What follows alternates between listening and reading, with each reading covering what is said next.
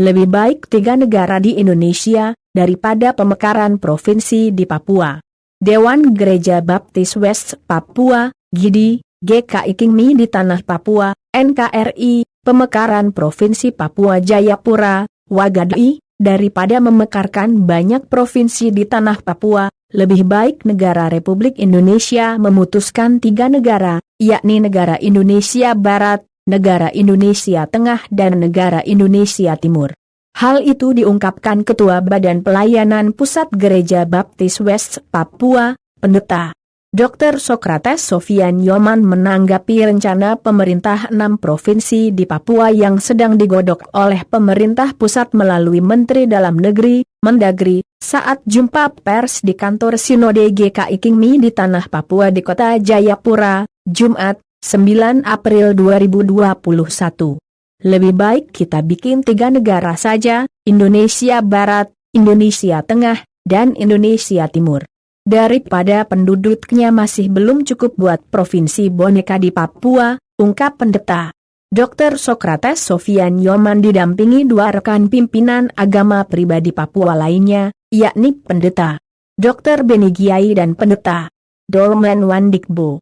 Saat ini, kata Yoman, negara Republik Indonesia sedang panik terhadap Papua karena kehilangan sahabat di MSG. Yoman mengatakan, jika hendak melakukan pemekaran suatu daerah mestinya diukur berapa umlah penduduknya, cakupan luas wilayahnya, lalu sumber daya manusia dan sumber daya alam. Hal-hal ini harus dilihat, tapi itu diinjak saja begitu tidak diperhatikan oleh negara. Kalau mereka mekarkan 6 provinsi lalu jumlah orang asli Papua mencapai 1,5, sementara Jawa itu 50 juta lebih, kenapa tidak mekarkan itu? Kemudian Jawa Barat juga hal yang sama, kejahatan rasis oleh negara, pengalihan persoalan Papua, negara Indonesia tidak mau menyelesaikan persoalan Papua. Tetapi mereka melakukan pengalihan, kegagalan di bidang pendidikan, kesehatan dan juga ekonomi, ujarnya.